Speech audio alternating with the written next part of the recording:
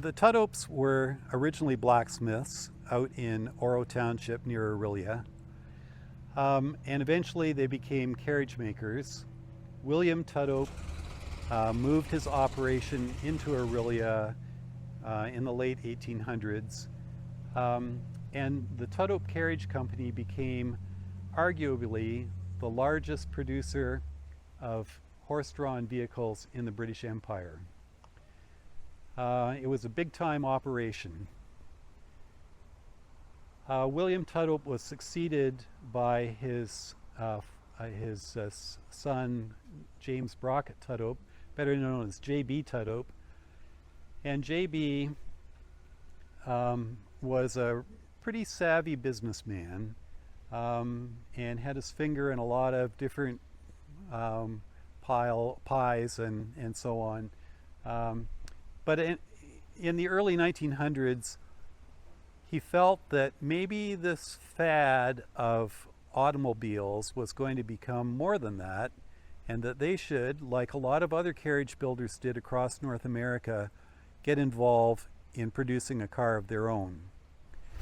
So in 1908, they negotiated with a company in Auburn, Indiana, the W.H. McIntyre Company,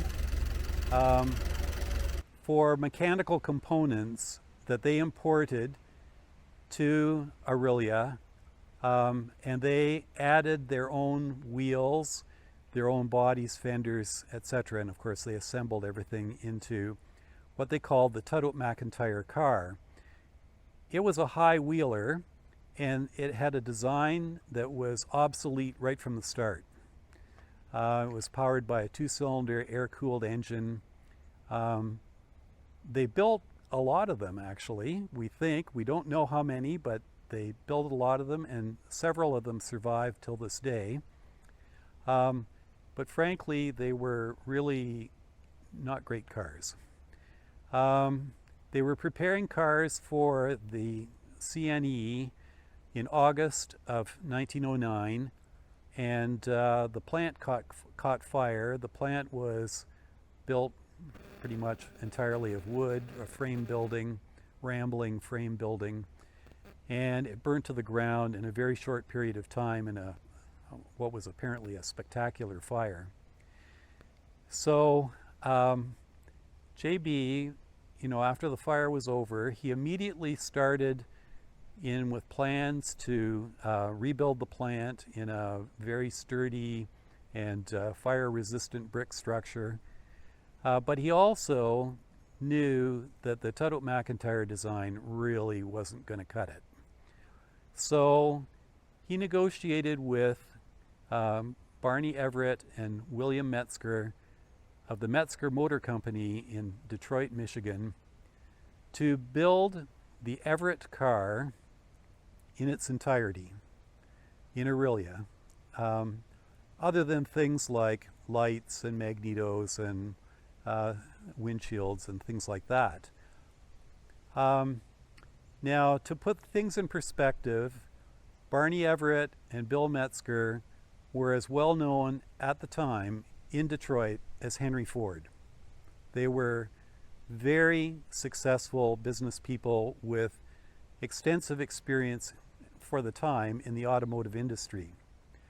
And they had a successful company going. So by the fall of 1910 or very early 1911, Tudhopes were producing the Everett 30 in their plant in Orillia.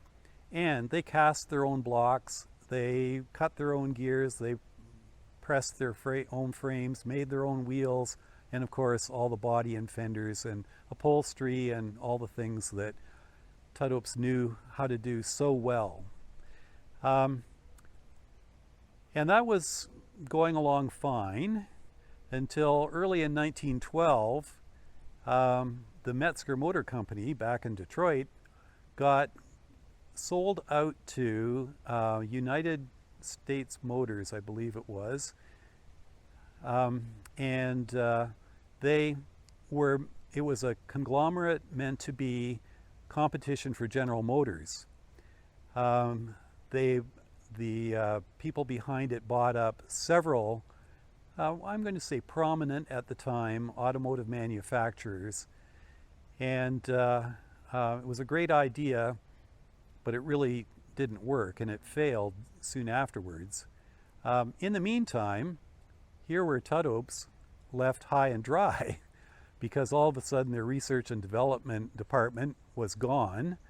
And so they were left to struggle on their own. And they did. They rebadged the cars like this one as Tudhopes instead of Everetts, and they carried on. And in late 1912, they introduced a six-cylinder, and in 1913, they got into things like electric lights and even electric start so that Bill wouldn't have to crank his car anymore to get it started. Anyway, they got into some financial difficulties, and they sold the operation to a group of investors headed up by Frank Fisher of Walkerville, Ontario. And they again rebadged the cars, this time as Fishers, and they carried on, probably basically using up the stock of parts and so on. But the cars were essentially rebadged Tudhopes. When World War I came along, they bailed out of producing automobiles. They used up their chassis and produced some ambulances for the war effort. And that was it for actual automobile production in Orillia. But they did go on after that and continue to build custom bodies for upscale cars, and they also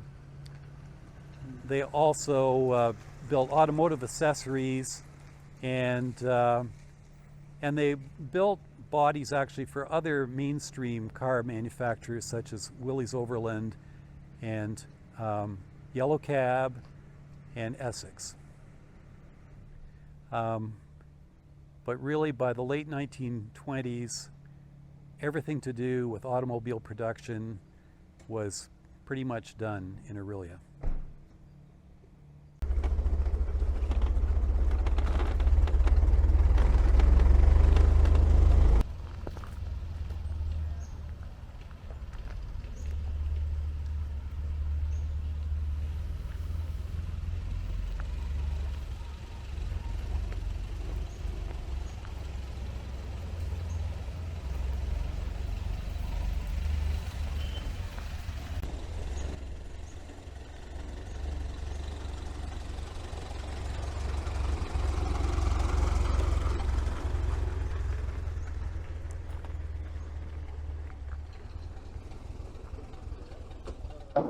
Gear shift, which is in a pretty standard 3-speed on the floor pattern, but it's awkward to get at because it's in between the door and